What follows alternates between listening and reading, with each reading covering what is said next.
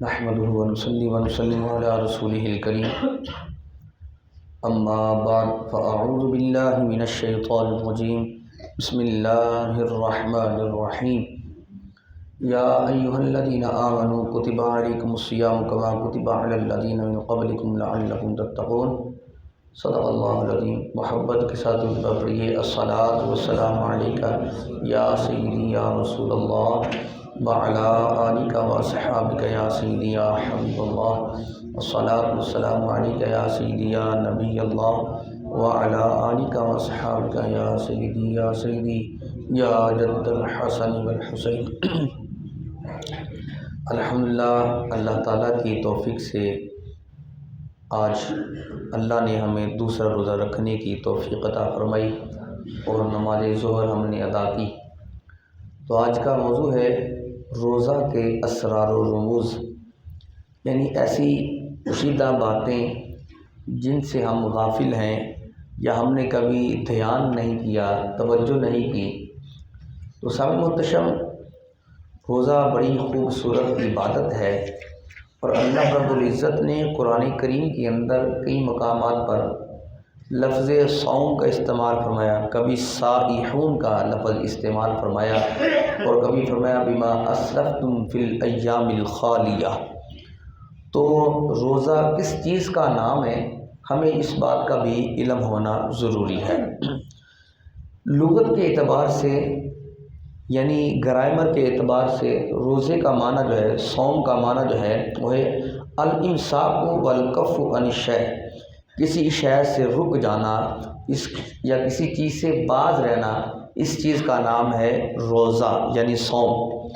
اور شریعت مطہرہ کے اندر روزہ اس کو کہا جاتا ہے کہ الامساک نہارا المفطرات بنیۃ من اہلہ من طلوع الفجر الی غروب الشمس۔ شریعت میں روزہ سے مراد یہ ہے کہ دن کے وقت ایسی تمام چیزوں سے باز رہنا جس سے روزہ ٹوٹ جاتا ہے، اور یہ باز رہنا نیت کی وجہ سے ہو، اور اس کا وقت طلوع فجر سے لے کر غروب آفتاب تک ہے، یعنی جیسے ہی فجر کا وقت شروع ہوتا ہے تب سے روزے کا وقت شروع ہو جاتا ہے اور پھر غروب آفتاب تک اس کا وقت ہے۔ اور نیت اس کی ہو کہ جو اس کا اہل ہو، ہر بندہ اس کا اہل نہیں ہے۔ مثلا جو دیوانہ ہے، پاگل ہے، وہ نیت کرے تو اس کی نیت قبول نہیں ہے کہ وہ دیوانہ ہے، اسے پتہ ہی ہے کہ روزہ ہے کیا چیز۔ اسی طرح وہ خاتون جو ایام مخصوصہ کے اندر ہے، تو اس صورت کے اندر وہ اگر نیت کر بھی لے تو اس کا روزہ نہیں ہوگا، کیونکہ اس سے روزہ جو ہے وہ ابھی جو ہے اس کا حکم نہیں ہے۔ جب وہ اس سے پاک ہو جائے گی تو ان ایام کی وہ بعد میں قضا کرے گی، لیکن ان دنوں کے اندر وہ روزے کی نیت کرے گی تو روزہ نہیں ہوگا۔ تو اس چیز کا نام کیا ہے؟ صوم ہے، روزہ اس کو کہا جاتا ہے۔ تو روزے کی فرضیت جو ہے یہ 2 ہجری 10 شعبان المعظم کو رمضان المبارک کے روزے ہم پر فرض کیے گئے، اور مصطفیٰ جان رحمت صلی اللہ تعالی علیہ وسلم آپ نے اپنی زندگی کے اندر جو ہے وہ 9 رمضان المبارک جو ہے وہ آپ نے پائے اور 9 رمضان المبارک کے روزے رکھے۔ اور یہاں ایک اور بات ضمناً پیش کرتا چلو، ہمارے عرف کے اندر یہ بات پائی جاتی ہے، جیسے ہی رمضان المبارک کا چاند نظر آتا ہے پھر دیکھا جاتا ہے کہ 29 تاریخ کو اکثر و بیشتر روزہ کا چاند نظر آتا ہے، تاخیر کے ساتھ اعلان کیا جاتا ہے اور عوام کی زبان پر ایک ہی لفظ ہوتا ہے مولوی روزہ کھا گئے۔ حالانکہ ایسا ہرگز نہیں ہے۔ سرکار مدینہ سرور قلب حسین صلی اللہ تعالی علیہ وآلہ وسلم آپ کی ظاہری حیاتی میں کتنے رمضان آئے؟ ابھی میں نے بتایا کتنے رمضان آئے؟ 9 رمضان المبارک آئے۔ ان 9 رمضان المبارک کے اندر صرف 2 مہینے جو رمضان کے تھے وہ 30 کے تھے، باقی 7 جو رمضان المبارک تھے وہ 29 کے آئے ہیں۔ تو کیا اس دور کے اندر بھی کوئی مولوی روزہ کھا جاتا تھا؟ ایسا ہرگز نہیں ہے۔ رمضان المبارک کا تعلق چاند کے ساتھ ہے، یہ یاد رکھیے گا۔ اور کس کی یہ جرت ہے کہ کسی کا گناہ اپنے ذمہ لے لے؟ پوری امت کا روزہ چھڑوا کر جو ہے وہ اپنے ذمہ لے لے، ایسا ہرگز نہیں ہو سکتا۔ سرکار کے زمانے میں بھی اکثر روزے 29 کے آئے ہیں، رمضان 29 کا آیا ہے، اور آج کے دور کے اندر بھی یہی اکثر و بیشتر دیکھا جاتا ہے کہ اکثر روزے جو ہیں وہ 29 کے ہوتے ہیں، اور 2-3 سال کے بعد 30 کا روزہ جو ہے 30 رمضان ہوتے ہیں، بہت کم یہ پایا جاتا ہے۔ تو یہ نہ سمجھے کہ علماء روزہ کھا جاتے ہیں، ایسا ہرگز نہیں ہو سکتا ہے۔ یسألونک عن الاہلہ، محبوب آپ سے یہ سوال کرتے ہیں چاند کے بارے میں، تو چاند کے ذریعے ہماری عبادات کا موقوف ہے۔ رمضان کا روزہ رکھنا یہ بھی چاند پر موقوف ہے، عید کرنا یہ بھی چاند پر موقوف ہے۔ چاند نظر آئے گا تو روزہ رکھا جائے گا، چاند نظر آئے گا تو عید کی جائے گی، اسی طرح چاند نظر آئے گا تو پھر ہم یہ متعین کر سکتے ہیں کہ حج کا دن کب آ رہا ہے۔ چاند نظر آئے گا تو ہمیں پتہ چل جائے گا کہ 10 محرم الحرام کس دن بن رہی ہے۔ یہ ساری عبادات جو ہیں ان کا تعلق چاند کے ساتھ ہے۔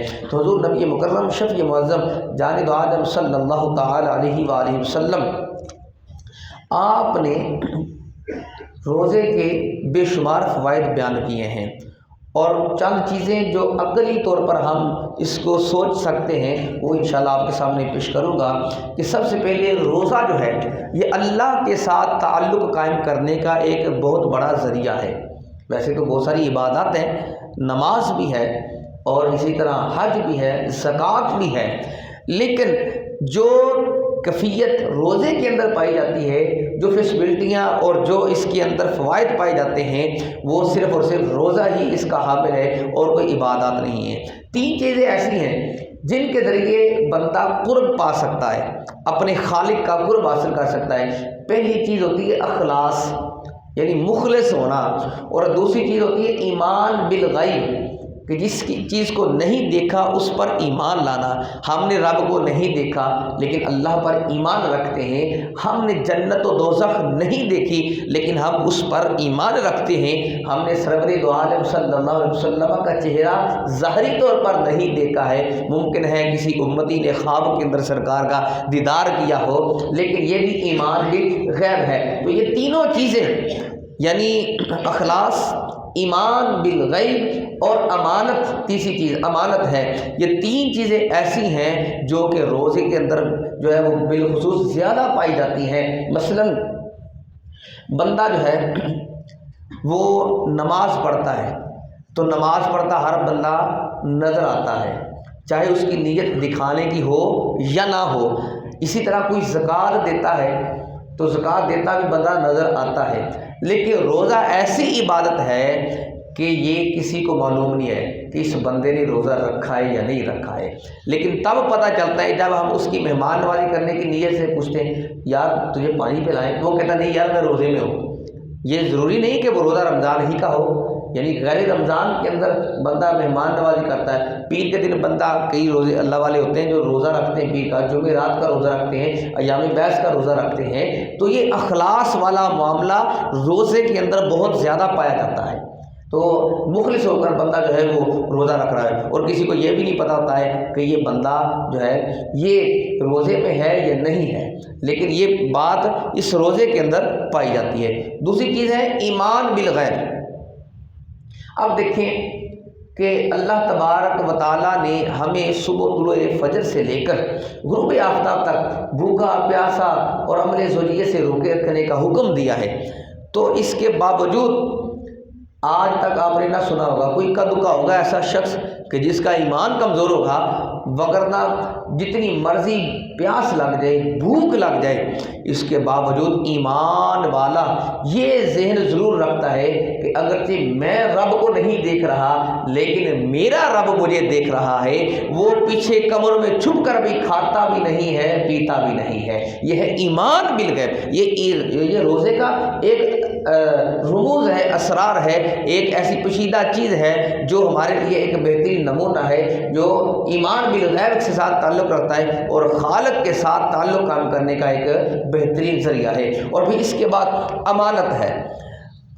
یہ جو روزہ ہے یہ بھی اللہ تعالیٰ کی طرف سے ایک امانت ہے۔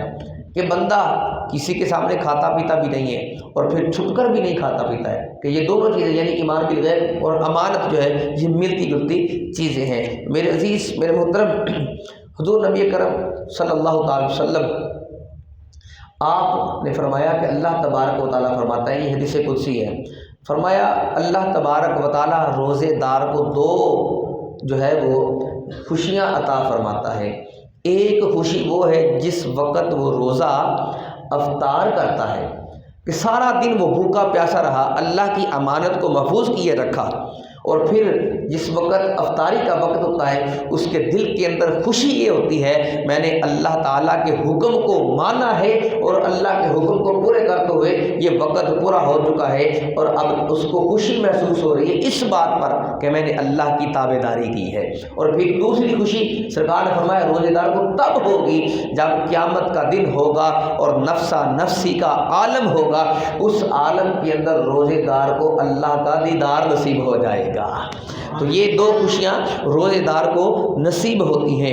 اور پھر حضور نبی مکرم شفیع معظم جانب عالم صلی اللہ تعالیٰ علیہ وآلہ وسلم کا یہ فرمان بھی سامنے رکھیے گا، انشاءاللہ ایمان تازہ ہو جائے گا۔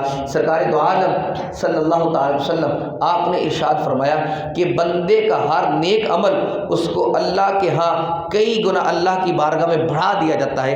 عمل ایک کرتا ہے لیکن اس کا اجر اور زیادہ بڑھا دیا جاتا ہے۔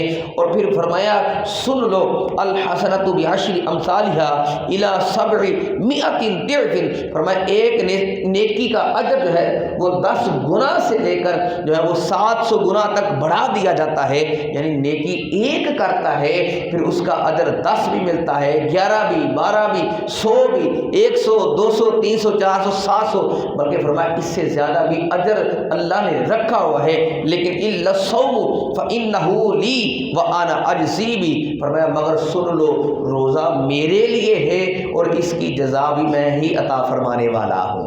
یہ روزہ ایسی عبادت ہے۔ اب دیکھیے عبادت جتنی بھی ہیں یہ سب کے سب اللہ ہی کی ہے۔ ہم نماز پڑھتے تو کس کے لیے؟ اللہ کے لیے پڑھتے ہیں۔ ہم نے حج ادا کرنا ہے تو کس کے لیے؟ اللہ کے لیے کرنا ہے۔ ہم زکوٰۃ ادا کرتے ہیں تو کس کے لیے؟ اللہ کے لیے کرتے ہیں۔ تو یہ جتنی بھی عبادت ہم کرتے ہیں اس کی جزا کون دیتا ہے؟ رب تعالیٰ دیتا ہے۔ لیکن قربان جاؤں اللہ نے فرمایا کہ روزہ میرے لیے ہے اور اس کی جزا بھی میں ہی دیتا ہوں۔ اس کو یوں سمجھ لیجئے اگر آسانی ہو جائے آپ کے لیے کہ جتنی عبادات ہے، نماز ہے، روزہ نماز ہے، حج ہے، زکوٰۃ ہے، یا درود پاک پڑھنا ہے، قرآن کریم کی تلاوت کرنا ہے، یہ جتنی بھی ہم نیکیاں کرتے ہیں وہ سب کی سب نیکیاں فرشتے لکھتے ہیں اور فرشتوں کو بتا دیا جاتا ہے کہ اس بندے نے اس نیت کے ساتھ یہ عمل کیا ہے، اس کے نامہ اعمال میں اتنی نیکیاں ڈال دی جائیں۔ لیکن روزہ میرے لیے ہے، اس کی نیکیاں بھی تم نے نہیں لکھنی ہے کیونکہ یہ میرے لیے ہے، اس کی جزا بھی میں ہی عطا کروں گا۔ تو یہ اللہ تعالیٰ کی طرف سے ایک بہت خصوصی عبادت ہمیں ملتی ہے جو کہ ایک سال کے بعد ہمیں میسر آتی ہے۔ پورا سال بھی روزے رکھے جا سکتے ہیں، یعنی نفلی روزے جو ہیں تو کبھی کبھار چھوڑ کر روزے رکھ لیے۔ تو میرے عزیز، میرے محترم، آئیے جو اللہ تبارک و تعالیٰ نے فرمایا صوم لی کہ روزہ میرے لیے ہے، اس کے اندر کیا کیا حکمتیں ہیں سنیے اور اپنے ایمان کو تازہ کیجیے۔ سامنے حضرات، آپ نے کبھی بھی کسی عالم دین سے یہ نہیں سنا ہوگا کہ رب تعالیٰ کھاتا پیتا ہے، نہیں، بلکہ رب تعالیٰ ان چیزوں سے پاک اور منزہ ہے، پاک اور منزہ ہے۔ اللہ تعالیٰ کی ایک صفت ہے سمیع بصیر، انہو هو السمیع البصیر، بے شک وہی سنتا ہے، وہی دیکھتا ہے۔ یہ صفتیں اللہ رب العزت نے اپنے بندے کو بھی عطا کی ہوئی ہیں کہ بندے بھی دیکھتے بھی ہیں، سنتے بھی ہیں۔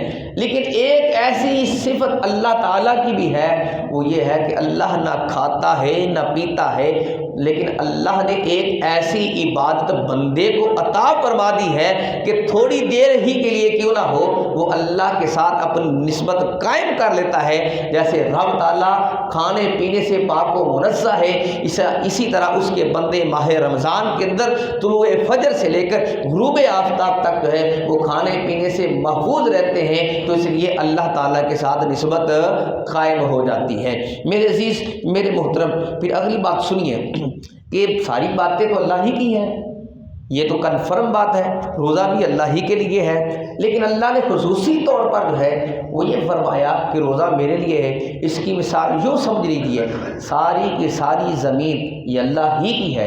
اللہ نے ایک نہیں کئی مقامات پر ارشاد فرمایا وَلِلَّهِ مَا فِي السَّمَاوَاتِ وَمَا فِي الْأَرْضِ، اللہ ہی کے لیے زمین و آسمان ہے۔ لیکن خاص طور پر ہر جگہ کو، ہر زمین کو ہم مسجد نہیں کہہ سکتے، ہم بیت اللہ نہیں کہہ سکتے، اللہ کا گھر نہیں کہہ سکتے، اگرچہ ساری زمین اللہ ہی کی ہے، لیکن اللہ تعالیٰ نے جو مسجدیں ہیں، جو حرم شریف ہے، اس کو خصوصی طور پر فرمایا بیت اللہ، یعنی یہ میرا گھر ہے۔ اسی طرح ساری عبادتیں اللہ ہی کے لیے ہیں، لیکن اس میں روزے کو خاص طور پر فرمایا صوموا لی، عبادتیں ساری ہی میرے لیے ہیں، لیکن خصوصی طور پر جو روزہ ہے یہ میرے لیے ہے۔ اللہ اکبر۔ پھر اسی طرح ایک اور وجہ سماعت کر لیجئے کہ روزے کے اندر اللہ تبارک و تعالیٰ نے ہمارے لیے بہت سارے فوائد رکھے ہیں، جس کا تعلق طب کے ساتھ بھی ہے۔ سرکار دو عالم صلی اللہ تعالیٰ علیہ وآلہ وسلم آپ کا ارشاد ہے صوموا تصحوا، فرمایا روزہ رکھو اور صحت پاؤ۔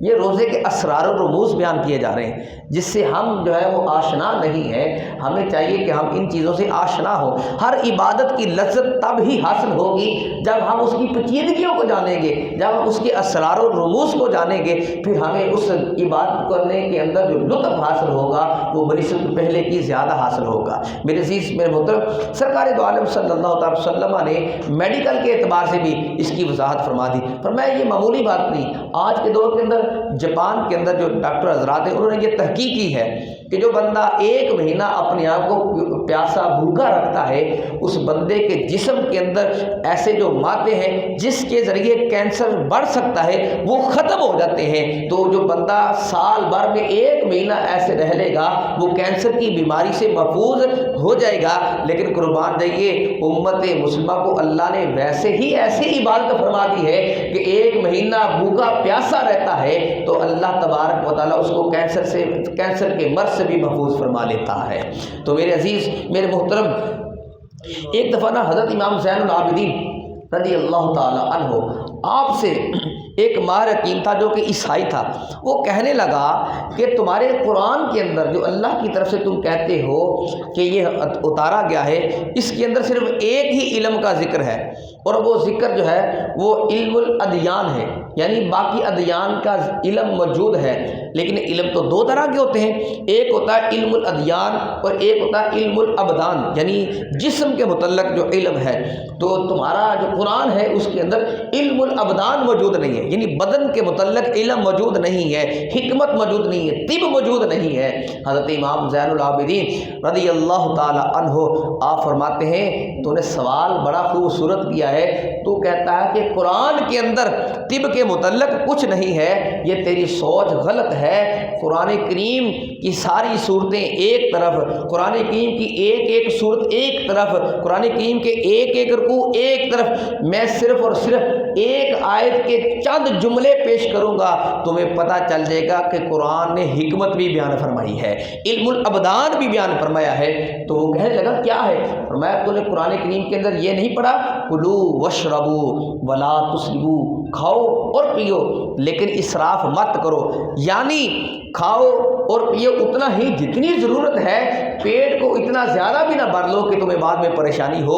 تو وہ عیسائی حیران ہو گیا کہ واقعتاً جتنی بیماریاں ہیں ان کا دار و مدار جو ہوتا ہے نا وہ معدے کے ساتھ ہوتا ہے، اگر معدہ ٹھیک ہو تو سارا کچھ ٹھیک ہے، ساری بیماریوں کی جڑ جو ہے وہ معدے سے شروع ہوتی ہے۔ تو کہتے تمہارے قرآن نے طب بیان کیے ہیں، اچھا یہ تو میں نے مان لیا، اب دوسرا سوال اس نے کر دیا، کہا یہ تو بتاؤ کہ یہ بات تو ہو گئی کہ قرآن کریم نے علم الابدان بیان فرمایا ہے، لیکن کیا تمہارے نبی نے بھی علم الابدان بیان فرمایا ہے؟ تو حضرت امام زین العابدین رضی اللہ تعالی عنہ آپ فرماتے ہیں کہ تو کہتا ہے کہ بھی میرے نبی نے کچھ بیان کیا، میرے نانا نے طب کے حوالے سے کچھ بیان کیا، تو سن مصطفیٰ جان رحمت صلی اللہ تعالی وسلم آپ نے ارشاد فرمایا کہ کسی برتن کو بھرنا اتنا برا نہیں ہے کہ جتنا پیٹ کے برتن کو بھرنا برا ہے۔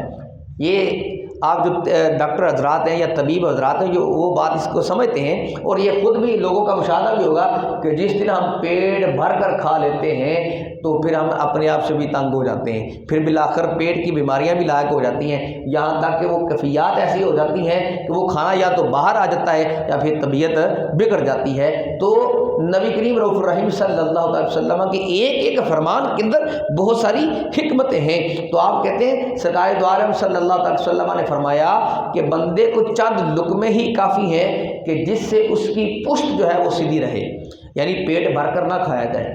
تو جب اس عیسائی نے یہ سنا تو کہنے لگا کہ ما ترک کتابکم ولا نبیکم لجالی نوس شیئا، فرمایا تیرے نبی نے اور تمہاری کتاب نے ایسی حکمت بیان کر دی ہے کہ حکیم جعلی نوس بھی کچھ نہیں ہے، حکیم جعلی نوس بھی کچھ نہیں ہے۔ تو سرکار دو عالم صلی اللہ علیہ وسلم نے جو فرمایا تصحو، فرمایا صومو تصحو، روزہ رکھو اور صحت مند ہو جاؤ۔ تو اس میں یہ بہت بڑی ایک حکمت بھی ہے۔